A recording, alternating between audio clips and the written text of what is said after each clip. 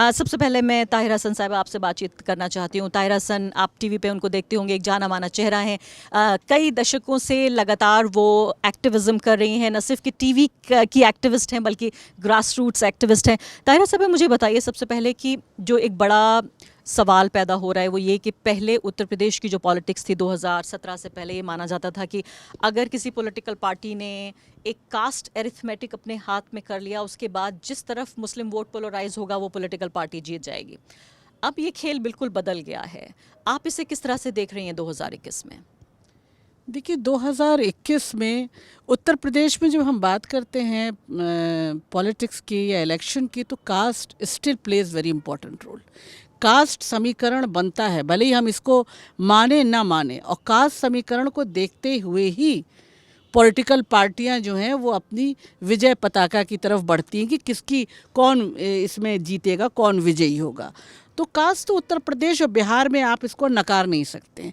मुसलमान हमेशा ऐसा था कि जीतते हुए को वोट देता रहा है, और इस बार मैं मानती हूँ कि जो बेंट ऑफ माइंड है मुस्लिम्स का, वो मोस्टली एक पार्टी की तरफ है जो समाजवादी की तरफ है, क्योंकि उसने अभी राजभर से भी अलायंस किया है। उसने जैंत भी आ गए हैं, जो मुझे लगता है वेस्टर्न यूपी में हम मुस्लिम्स की जो है वो पॉपुलेशन परसेंटेज ज़्यादा है। तो जाहिर है जैंत के आने से एक कुछ बेहतर वो दिख रहा है। जो डिवीजन हो सकता था वो नहीं होगा, डिवीजन नहीं होगा, और किसान आंदोलन को भी इसमें सलाम करना चाहिए, क्योंकि जो मुजफ्फरनगर रॉयट्स 2013 में जो मुस्लिम और हिंदुओं के बीच जो खाई थी, वो इस किसान आंदोलन ने उसको पाट दिया है। तो ये इलेक्शन बहुत आप प्रेडिक्ट करके ऐसे मत देखिए। ये इलेक्शन मुझे लगता है कि कुछ बेहतरी की तरफ भी जाएंगे, लेकिन मैं इस मानने में बिल्कुल कहीं वो नहीं, बड़ी जिम्मेदारी से कह रही हूँ कि ओवैसी भी वोट काटेंगे। मैं आती हूँ। आप डायरेक्टली तो पॉलिटिशियन नहीं हैं, लेकिन प्रोफेशनल कांग्रेस का आप हिस्सा हैं। मुझे ये बताएं, आपकी जो मुस्लिम वोट के बारे में हम जिक्र कर रहे हैं, as a voter, as someone जो यहाँ रहता आया है बहुत सारे सालों से, क्या, मैं वही सवाल पूछना चाहती हूँ, रेपिटेटिव लग सकता है लेकिन जवाब मुझे अभी तक नहीं मिला है, कि क्या सिर्फ बीजेपी को हराने के लिए ही मुस्लिम्स वोट करेंगे? देखिए, ये नैरेटिव पॉलिटिकल पार्टी सेट करती हैं।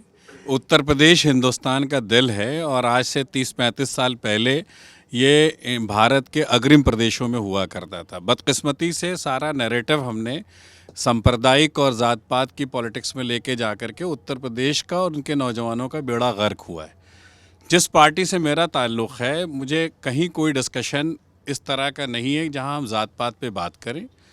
आज उत्तर प्रदेश में एक कई चीज़ें डेवलप हुई। देखिए, पहले ये था कि एक नेशनल पार्टी या रीजनल पार्टी का एक उरूज था, लेकिन बीजेपी के आने के बाद ऐसा लगता है कि नेशनल पार्टियों के बीच में लड़ाई हो सकती है। प्रियंका गांधी जी इस वक्त एक उम्मीद बन करके उभर रही हैं, ख़ास तौर से जो बड़ा वर्ग है महिलाओं का। पिछले कई सालों से उत्तर प्रदेश में जो हालात हैं आपसे छुपे हुए नहीं हैं, उनकी लड़ाई को बड़ी मजबूती से उन्होंने लड़ा है।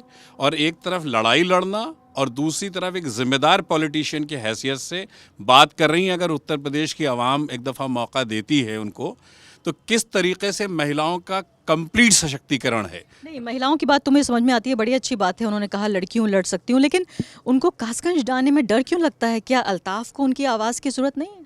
नहीं, ऐसा बिल्कुल नहीं। ये एकदम कोइंसिडेंस है। जिस दिन कासगंज जाना था, शी वॉज़ नॉट वेल, और वो पूरा प्रोग्राम था, प्लान था, जाना था। इतना आपको उनको वो देना चाहिए। अगर आपको कासगंज है तो आपको आज़मगढ़ भी याद करना चाहिए कि आज़मगढ़ बिलोंग करता था किसी पॉलिटिकल पार्टी के सरबराह को, मेंबर ऑफ पार्लियामेंट थे, लेकिन वहाँ भी जो मुस्लिम फैमिली के साथ जो ज़्यादती हुई, तो उसमें प्रियंका गांधी जी वहाँ लड़ते हुए दिखलाई दी थी। तो मुझे नहीं लगता कहीं इसमें बेबाकी से लड़ रही हैं, सबके लिए लड़ रही हैं, और मुझे नहीं लगता कोई डायरेक्ट बेनिफिट्स के लिए लड़ रही हैं। पॉलिटिक्स है। अगर ये धीरे धीरे करके चीज़ें लोगों के दिमाग में आएंगी, मुझे लगता है कि उत्तर प्रदेश को इस वक्त जो ज़रूरत है वो किसी ऐसे राजनीति और राजनीति लीडर्स की ज़रूरत है जो कास्ट और रिलीजन में ना बांट करके डेवलपमेंट की बात करें। बात हो रही है जहाँ 20 लाख लोगों को सरकारी नौकरी देने को प्रॉमिस किया जा रहा है, तो वहाँ मुसलमान भी आने हैं, उसमें हिंदू भी आने हैं, और यही एजेंडा सेट होना चाहिए डेवलपमेंट का। सुमैया राणा की तरफ चलते हैं। सुमैया जी, आप टीवी पे अक्सर देखी जाती हैं, कभी योगी सरकार से झगड़ती हुई, अब आप पॉलिटिशियन बन गई धीरे धीरे।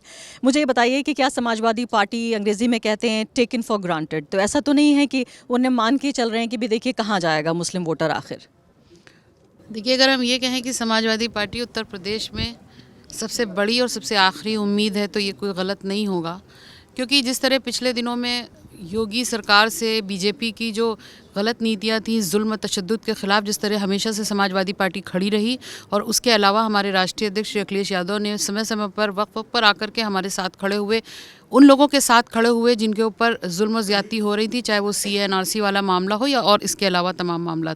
तो ये है, एक जो नैरेटिव सेट किया गया था कि MY को मुस्लिम यादव कर दिया गया था, उसको भी इस बार क्लियर कर दिया गया है कि महिलाएं और यूथ हैं, और ख़ास तौर पर गौर जो है और हमारा जो मेन प्रेशर है वो यही है कि हम डेवलपमेंट के ऊपर चुनाव लड़ेंगे, उसके अलावा हम महिलाओं की सुरक्षा के लिए करेंगे। 2012 में सुमैया जी, जो बात समझ में नहीं आती वो ये कि ठीक है, अखिलेश यादव को मुसलमानों का वोट तो चाहिए, कोई भी पॉलिटिशियन, पॉलिटिकल पार्टी चाहती है उसे ज़्यादा से ज़्यादा वोट मिलें और एक पूरा चंक है वोटों का मिल जाए तो बड़ी अच्छी जीत की संभावना बनती है।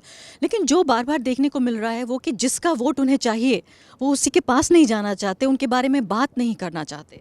नहीं, ऐसा बिल्कुल भी नहीं है। वो लग रहा होगा जैसे कि अभी आप बात कर रही थी अल्ताफ़ के बारे में, कि मेरे पास एक हफ़्ते पहले फ़ोन आया उनकी मदर का, फ़ातिमा का, और शी वाज़ क्राइंग कि मुझे उम्मीद है सिर्फ अखिलेश यादव जी से, और मुझे वैसे भी जो मकान मिला हुआ है जिसमें मैं रहती हूँ वो लोहिया आवास योजना का मकान है, और मैं चाहती हूँ कि उन्होंने मुझे जो मदद दी है, इमदाद की है, मैं उससे बहुत खुश हूँ, लेकिन मैं थोड़ी सी और कुछ बात करनी चाहती हूँ। और फ़ौरन 1 घंटे के अंदर मैं पहुँची राष्ट्रीय अध्यक्ष जी के पास और मैंने उनकी बात कराई। तो ऐसा नहीं है, लोगों को पता है कि क्या मिलना है, ज़रूरी नहीं है कि बहुत सारी चीज़ों का दिखावा हो। तो क्या डर ये है कि फिर से पोलराइजेशन हो जाएगा? अभी ताहिरा जी कह रही थी कि जब एक ओरिजिनल पार्टी मौजूद है हिंदुत्व की, तो बाकी किसी को B-C सेक्युलर पार्टियों को बनने की क्या ज़रूरत है? उन्हें अपने सेक्युलरिज्म पे कॉन्फिडेंस क्यों नहीं है? नहीं, बिल्कुल नहीं। देखिए, पिछले दिनों से आप देख रही हैं कि चाहे वो B और C जिनकी आप बात कर रही हैं, मैं भी उनको मान रही हूँ, लेकिन वो इन सारी चीज़ों को तमाशा और तितम्मा बनाने में कोई वो कसर तो छोड़ते नहीं है। सोशल मीडिया उनके पास एक हथियार के रूप में है।